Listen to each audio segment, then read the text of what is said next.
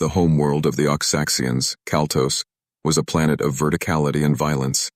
It was a world of obsidian spires that pierced the sulphurous clouds like the teeth of a beast. There was no birdsong on Kaltos, only the rhythmic, tectonic thud of the deep-crust foundries and the distant scream of atmospheric engines.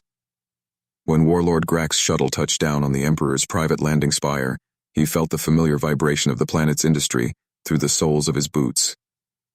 Usually this sound filled him with pride, the heartbeat of a conqueror. Today, it felt like a countdown. The Emperor, Vorgath the Eternal, did not look like a man who feared anything. He sat upon a throne forged from the melted hulls of 100 defeated flagships. His skin was a duller, more ancient black than Grak's, scarred by decades of duels.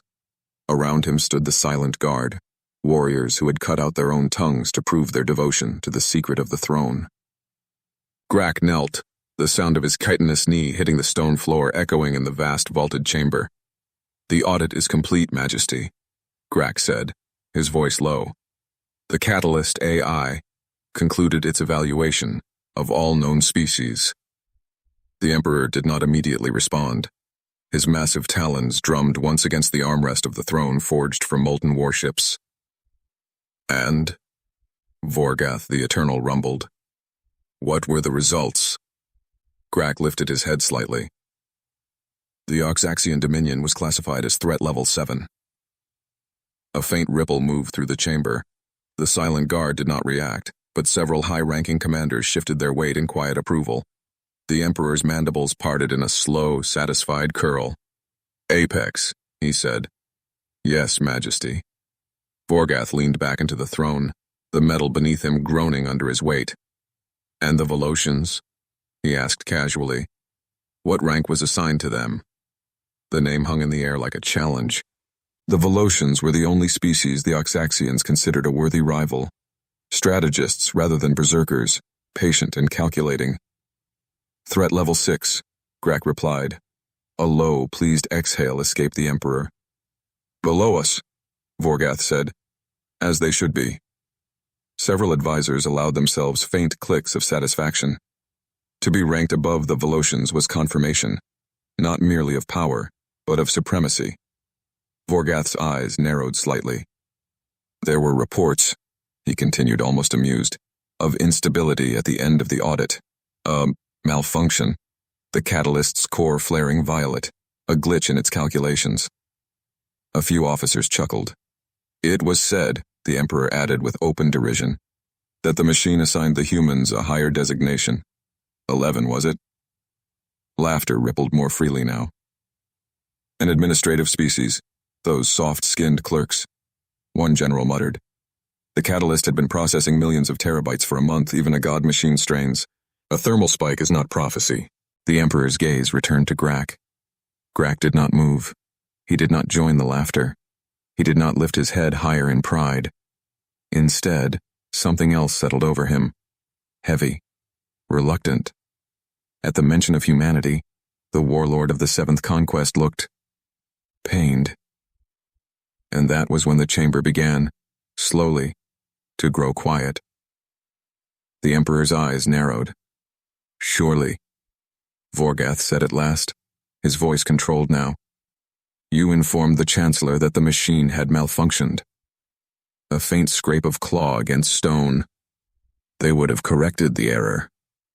Grak lifted his head fully. "There was no correction, Majesty." A ripple of tension moved through the Silent Guard. "The catalyst did not retract the classification," Grak continued. "It stabilized." The Emperor's mandibles tightened. "Then explain it," he ordered. "What could possibly exist beyond Apex, Warlord?" Grak held his gaze. "You are right. Nothing stands above an apex predator in a jungle." Grak's voice lowered. "Unless something controls the jungle." Several advisors shifted uneasily. Vorgath thundered. "Speak clearly, Warlord." Grak obeyed. "The AI did not rank their physical strength," Grak went on. "It did not rank fleet tonnage or planetary firepower." His eyes darkened. "It ranked inevitability." No one laughed this time. The Emperor did not speak. He He rose. That alone dismissed the court.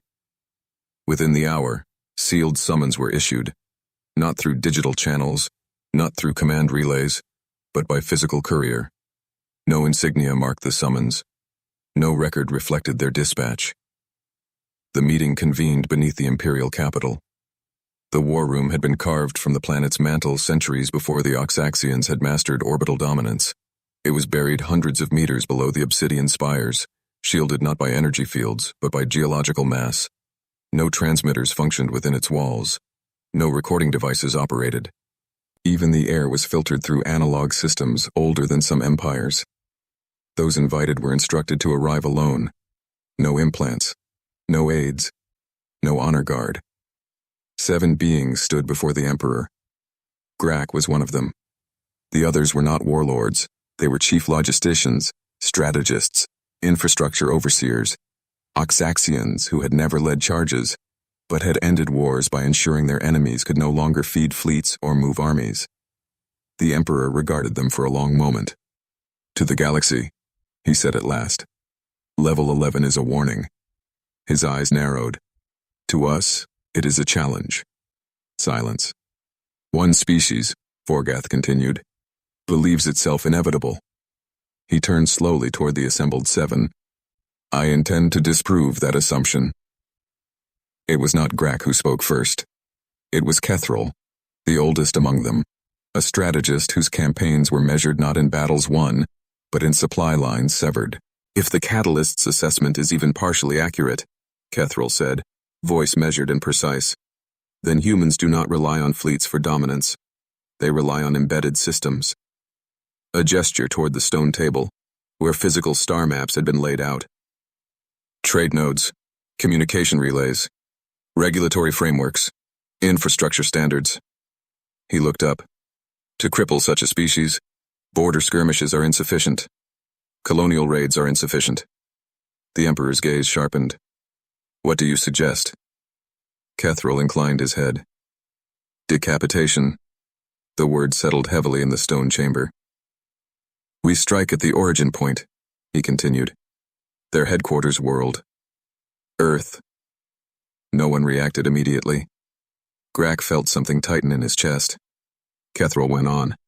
"There will be no declarations, no escalations, no sanctions, no warning." His claws traced a point on the star map. "We eliminate their leadership before their systems can respond." Another of the 7, a master of fleet logistics, added quietly, "If we remove Earth, the colonies will fragment. Coordination will falter. Administrative coherence collapses." The Emperor's mandibles curved slightly. "And the galaxy," he said, "will learn that inevitability can bleed." Grak finally spoke.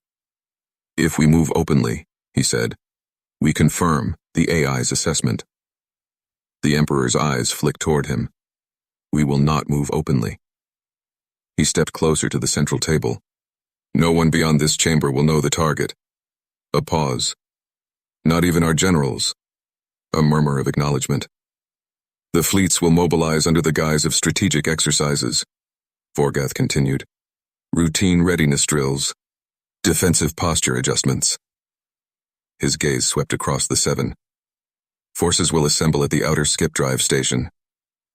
Another strategist nodded. "Final destination coordinates transmitted only at ignition."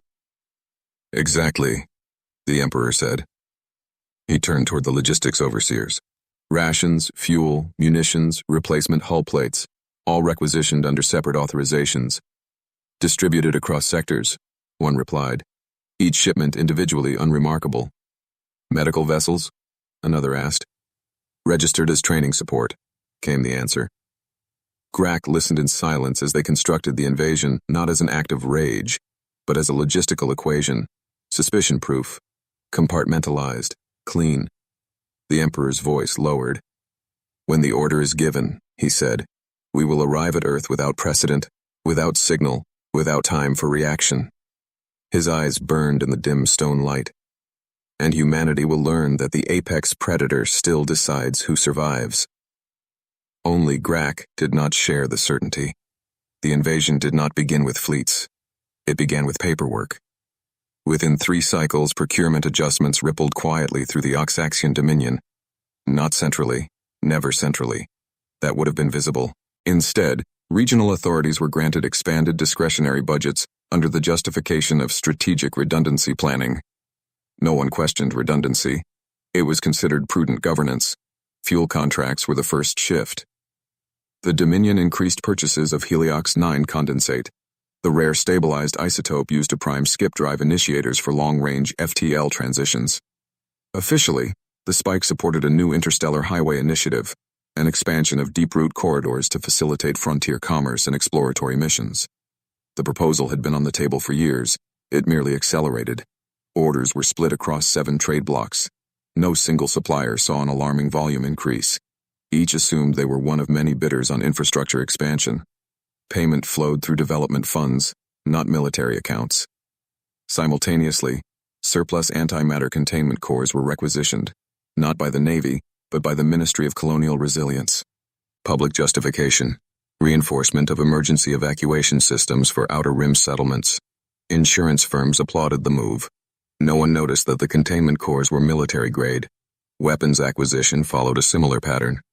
Rather than ordering fleet-scale munitions directly, the Dominion authorized life cycle replacement cycles for aging defense stockpiles. Decommissioned ammunition was retired and replaced with modern equivalents.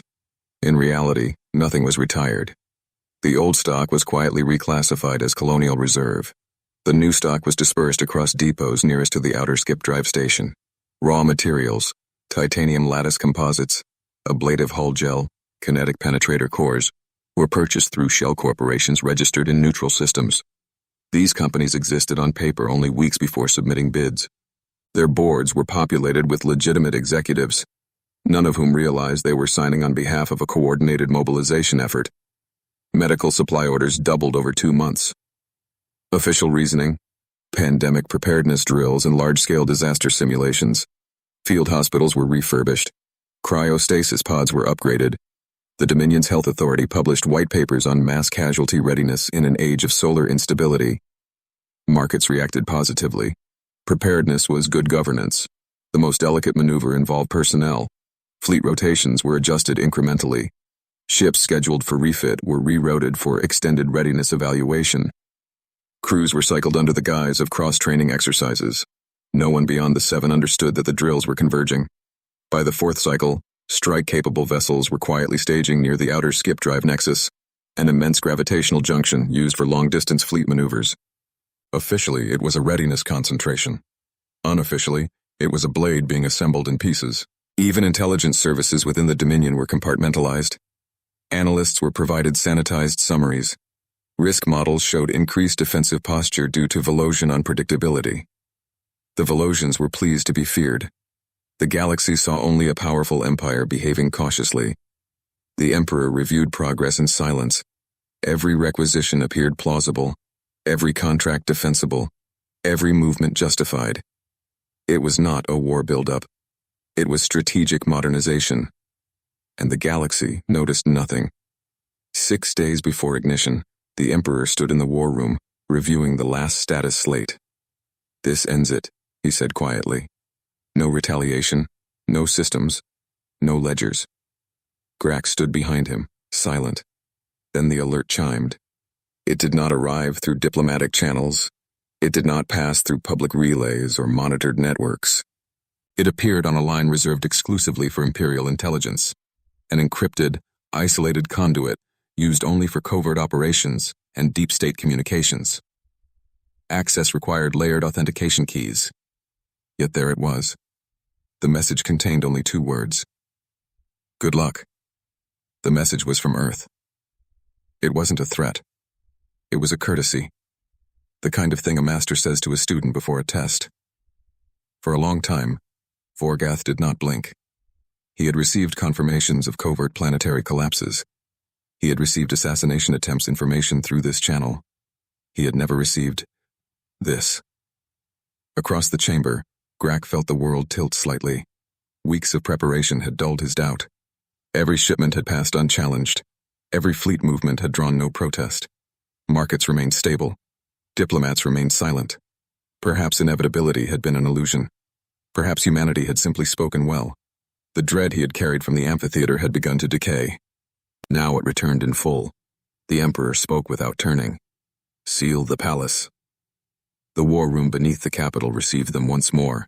The same geological silence. The same absence of transmitters. The message was projected on the stone table in simple text. No one spoke at first. One of the logisticians was the first to break the quiet. "It could be coincidence," he said carefully. "A diplomatic pleasantry. A delayed response to the audit." The Emperor's eyes did not leave the words. "This channel is not diplomatic." The chief strategist spoke, his voice barely controlled. "Then if humans know, why haven't they responded?" No one answered. That question hung heavier than any accusation. "They haven't mobilized," the strategist continued. "Our scouts report no unusual fleet movements. Earth shows no evacuation, no defensive posture. Their communications remain normal." "That's impossible," someone muttered. "If they know, they should be panicking." Grak felt the cold deepen. "Unless panic is inefficient," he said. The Emperor's claws tightened against the edge of the stone table. A faint grinding sound echoed in the chamber. His gaze shifted toward Grak, sharp, assessing. Not fear, not doubt, but something dangerously close to impatience. Grak lowered his gaze.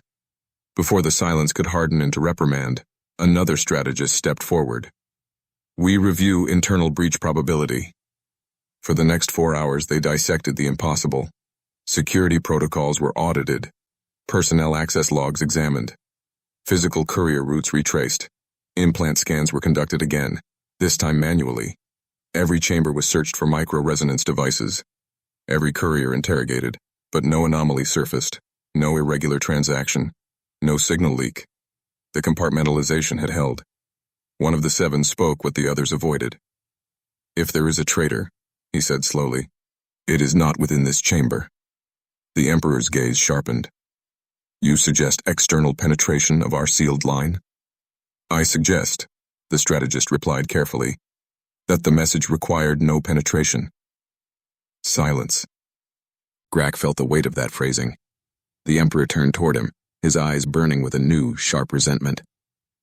"You stood before their representative," Vorgath said. "You spoke to him." "Yes." "Would he posture without certainty?" Grak did not answer immediately. "No," he said at last. The chamber tightened. The Emperor straightened, the air around him growing heavier as his patience thinned. "The last time we encountered their representative, words were allowed to carry weight." His gaze slid toward Grak without fully acknowledging him. "I will not have inevitability whispered into this chamber again." Grak bowed his head, the sting of the insult less painful than the dread in his gut. Emperor had already looked away. He turned to the far end of the table, where a figure sat in absolute unnerving stillness. Grand Strategos Kethril. He was the oldest among them, his skin the color of parched bone. He wore no ceremonial armor, only a simple dark robe. Kethril was a man whose campaigns were measured not in battles won, but in supply lines severed and economies collapsed. He had annexed entire star systems without firing a single kinetic slug, simply by whispering the right threats into the right ears. "We proceed," the Emperor declared. A few of the 7 shifted in surprise. "We do not halt the mobilization of an empire on the basis of 2 words, but we verify." He leaned over the table toward the old strategist. "Kethril, you will go to Earth. Your mind is a scalpel, not a blunt instrument. You will not be distracted by their theater." Kethril's voice was like the rustle of dry leaves. "I shall peel back their skin, Excellence. If there is a bluff, I will find the marrow." "You will congratulate them," Vorgath continued, a faint curl of disdain crossing his mandibles. "On their numerical elevation. You will observe. You will analyze their trade flows, their energy distribution, and their civilian readiness. You will determine if they truly know of our spear, or if they are simply playing at omniscience." The Emperor's gaze burned into the old man. "And you will answer one question, Kethril, one that the emissary is too fascinated to answer objectively. What is going to be their next move?" Kethril bowed his head. "As you command." As he rose to leave the war room, the message still glowed faintly on the stone surface. "Good luck. It did not feel like mockery. It felt like confirmation. The following morning, Earth received a formal diplomatic communiqué stating that the Oxaxian Dominion wished to personally congratulate humanity on their designation as Threat Level 11. Grand Strategos Cathral's vessel, a silent sliver of obsidian tech, transitioned into the Sol system with the cold precision that was his hallmark. As the ship banked toward Earth, Cathral stood at the viewport, his ancient parched skin catching the light of the distant sun. He looked at the moon, but the high-resolution tactical maps he had memorized were wrong. It was smaller. The lunar surface looked different, scarred by vast geometric patterns of light and industry that weren't in the Oxaxian Imperial archives. Upon landing, there was no military display. Elias was waiting, the same unassuming human who had greeted Grak, standing in a plaza that felt disturbingly open. They were led to a quiet chamber, but Cathral did not sit. He stood with the unnerving stillness of a predator that had annexed worlds with a whisper. Cathral looked at the human, a 50-year-old man with a tie slightly askew, and felt a flicker of genuine admiration. This man knew an armada was staged at the outer nexus, poised to raise this entire planet within a week, yet he showed no more worry than if he were waiting for a transport. Elias glanced at Cathral, then popped the lid on a small plastic container. "Please grab a seat, Grand Strategos," Elias said casually, extending the container toward the ancient Oxaxian. "Almond. They're earth-grown. Hard to get the salt balance right, but these are decent." Cathral did not move. "We, the Oxaxians, offer our formal congratulations to humanity for this ranking," Cathral began, his voice like the rustle of dry leaves. "Our Emperor, Vorgath the Eternal, sends his utmost regards." "That's very kind of him," Elias said, gesturing for Cathral to walk with him through the sun-drenched plaza, "though I imagine things are a bit stressful back home right now. All that colonial security work must be exhausting for the logistics officers." Cathral stopped. The air around him seemed to chill. "Let us set the theater aside, Elias. I am here for your good luck message." "I know exactly why the Grand Strategos is here," Elias replied, his tone shifting from polite to clinical. "I know your reputation, Cathral. You don't measure conquest in battles, but in supply lines severed. You want to know how we saw a shadow moving in a dark room." Elias turned to face him, his eyes reflecting the cold geometry of the surrounding towers. "You increased your purchases of Heliox 9 condensate by 3% across 7 different trade blocks," Elias stated. "You moved the payments through development funds to facilitate frontier commerce for an interstellar highway initiative that isn't even ready for the survey phase." Cathral did not flinch. "Markets fluctuate. Prudent governance requires redundancy." "True," Elias countered softly. "But when you requisition military-grade antimatter containment cores through the Ministry of Colonial Resilience, you affect the insurance premiums of every neutral freighter in the sector." "We didn't need to spy on your secret war room, Cathral. We just tracked the sudden scarcity of titanium lattice and kinetic penetrator cores." Elias casually tossed an almond into his mouth and chewed once before continuing. "The shell corporations you used were registered in neutral systems, but their transaction latencies were off by 6 milliseconds, the exact delay of an Oxaxian Imperial relay." Elias stepped closer, the warmth of the sun-drenched plaza feeling suddenly like the heat of an incinerator. "Every clever thing you attempted, the life cycle replacement of munitions, the pandemic preparedness drills that doubled your medical supplies, it all left a trail. You move a block of stone, and the gravity of the market shifts.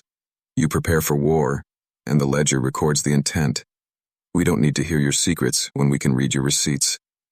Cathral's eyes narrowed, his mind already calculating the sheer scale of the surveillance required to see such minute ripples. "You describe a world governed by accountants, but a ledger does not stop a bullet. Paperwork does not defend a capital." Cathral leaned in, his voice a low, dangerous rasp. "You know what we are capable of. You know what we have staged at the outer nexus. So tell me, human, what is going to be your move? Tell me what paperwork is going to save you when the fire arrives." Elias took a slow, methodical sip of his coffee, his expression remaining as neutral as a blank spreadsheet. Elias did not answer immediately. He regarded Cathral for a long moment, as though weighing whether the question deserved poetry or arithmetic. "No," he said finally.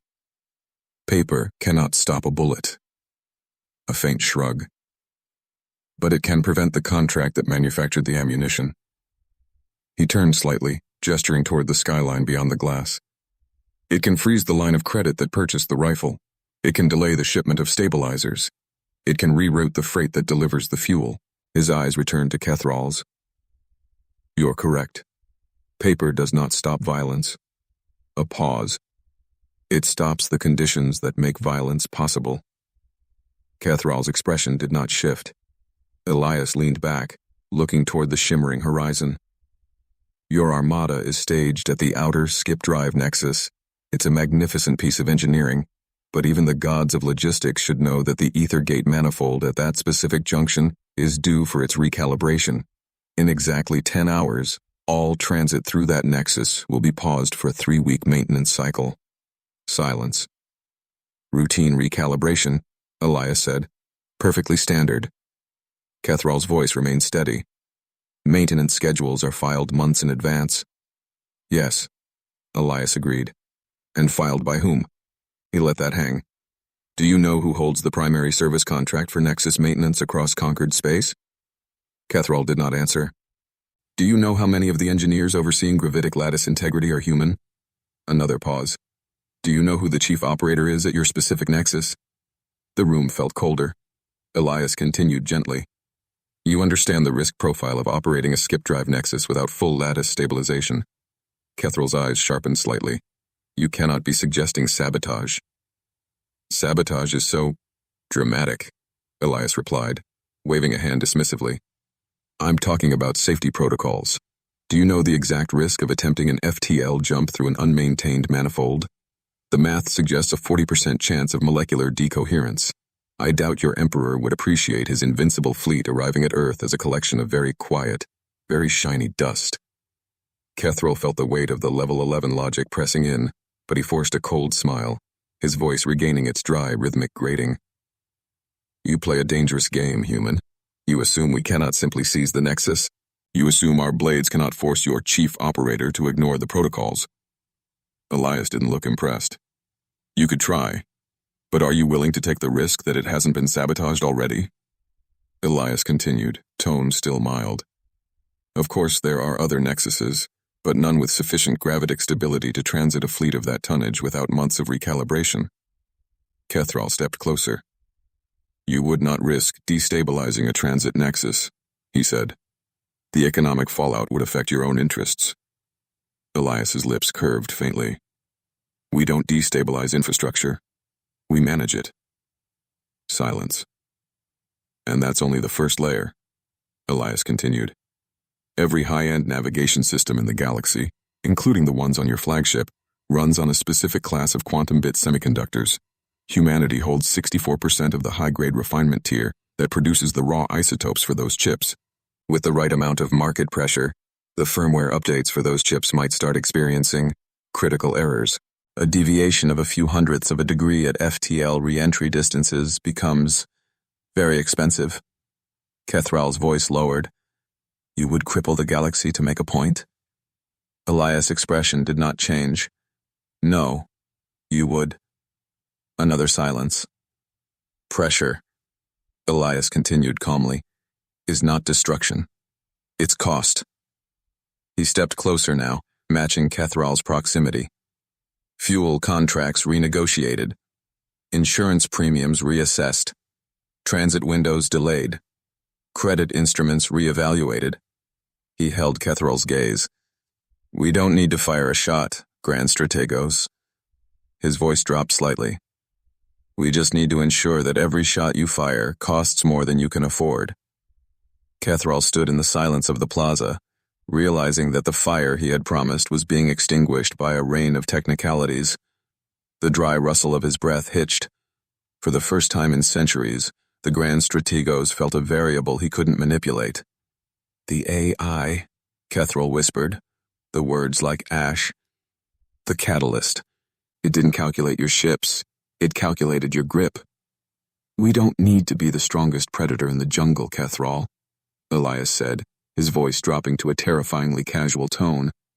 Because we own the air the predator breathes. Cathrall looked at the empty almond container in Elias's hand. He realized with a sickening jolt that the catalyst hadn't glitched. It had looked at the Oxaxians and seen a species that knew how to kill. It had looked at the humans and seen a species that knew how to make killing obsolete.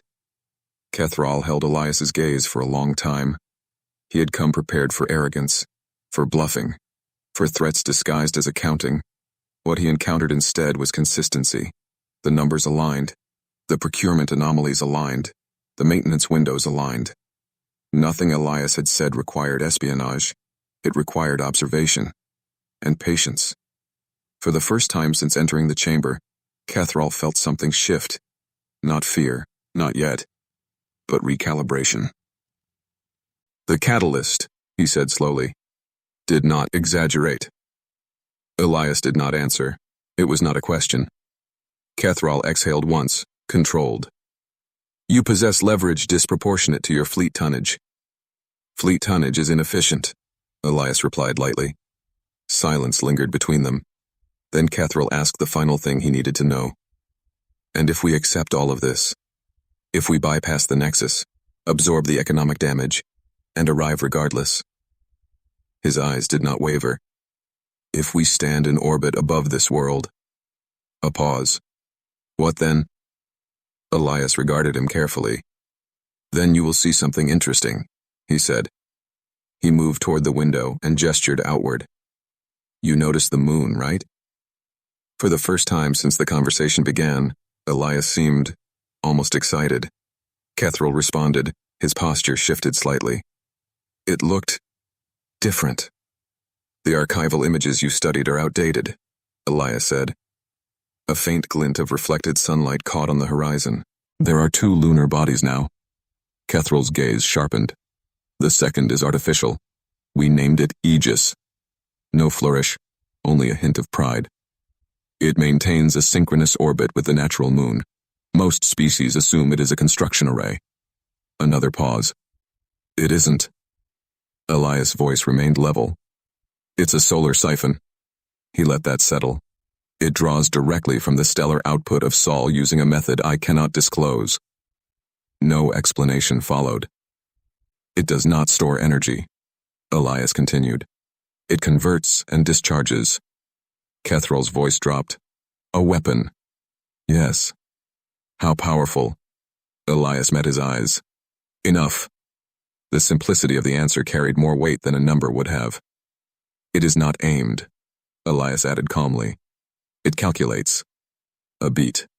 And it does not miss. Elias offered a small, tired smile. But we don't like using it. The paperwork for siphoning that much stellar mass is a nightmare. But if your fleet somehow manages to bypass the maintenance glitches and the navigation errors, well, the Aegis is already warmed up. Silence pressed in. Outside the glass, civilian transports crossed the skyline. Drones drifted lazily between towers. Children played in the plaza below. Normalcy. Cathrall felt the final alignment click into place. Systems. Dependencies. Patience.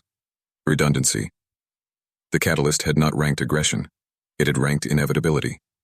His chain of thoughts was interrupted by Elias, who stepped back from the window. You asked what paperwork would save us. A faint pause. Paperwork buys time. Time builds moons.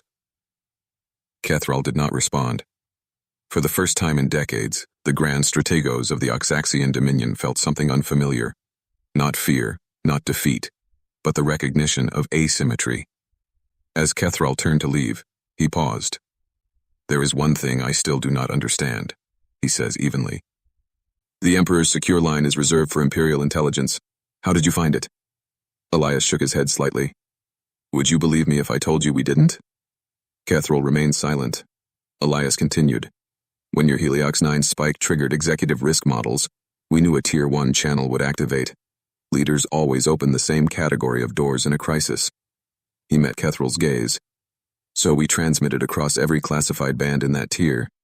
Silence. You didn't breach the line, Cathrall said. No, Elias replied calmly. We just knew when it would be listening. Cathrall gave a single, deliberate nod. Our Emperor sends his regards. As he spoke the words, Grak's warning resurfaced in his mind about humans, removing the variable entirely. For the first time, Cathral understood the weight of that phrase. He did not ask the question aloud, but it lingered between them. Were the Oxaxians now the variable? He held Elias' gaze. Elias nodded. Give him ours. A brief pause. And Grand Strategos. Cathral waited. We truly respect the Oxaxian dominion.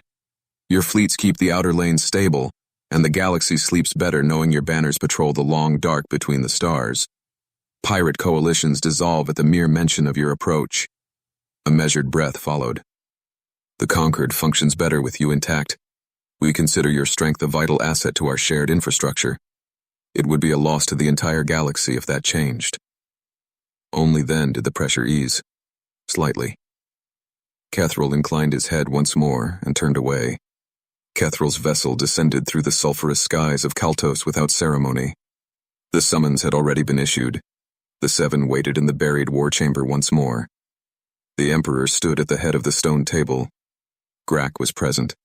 The other 5 stood rigid, expectant. No one spoke until the chamber sealed. Vorgath's gaze fixed on Cathral. Well? Cathral stood in the center of the chamber, his posture unusually heavy. He did not look at the star maps. He looked only at Vorgath. The catalyst did not malfunction, Majesty, Cathral said, his voice a dry rustle that seemed to sap the warmth from the room. Grak was not fooled by theater. The humans are not an administrative species. They are an environmental one. They do not fight wars. They manage outcomes. He described it without embellishment. The Heliox 9 analysis. The Nexus maintenance window. The navigation substrate leverage. The artificial lunar platform siphoning stellar output. He did not dramatize it. We thought ourselves precise, Cathral said. Disciplined. Compartmentalized. A pause. To them, it was a flare in the dark. He did not soften it. When he finished, the chamber felt smaller. The Emperor's gaze shifted toward Grak, who remained silent, his eyes fixed on the good luck message still glowing on the stone table. The pride that had fueled the Emperor for months began to liquefy into a cold, clinical dread. Then what is your assessment, Grand Strategos? Vorgath asked, his voice losing its jagged edge. If we cannot strike, what is our move? Cathral looked at the star map, specifically the interstellar highway initiative they had used as a guise for war. We should do exactly what we told the galaxy we were doing, Cathral said with a weary, calculated calm. The fleets will complete their routine readiness drills and return to their original sectors. We will continue with the interstellar highway initiative as a genuine exploratory mission. We will modernize our infrastructure as planned. Emperor Vorgath looked at the 7. No argument followed. No objections. None were necessary. Each of them had seen the same equation resolve. The Emperor's claws slowly released their grip on the edge of the stone table. Then it is decided, he said. No one responded. They did not need to. The meeting dissolved without ceremony. Across the galaxy, nothing happened. And that was the point. In the Concord's index, the numbers remained unchanged. 11. The great audit was truly over, because the apex predator had finally learned what a level 11 threat actually meant.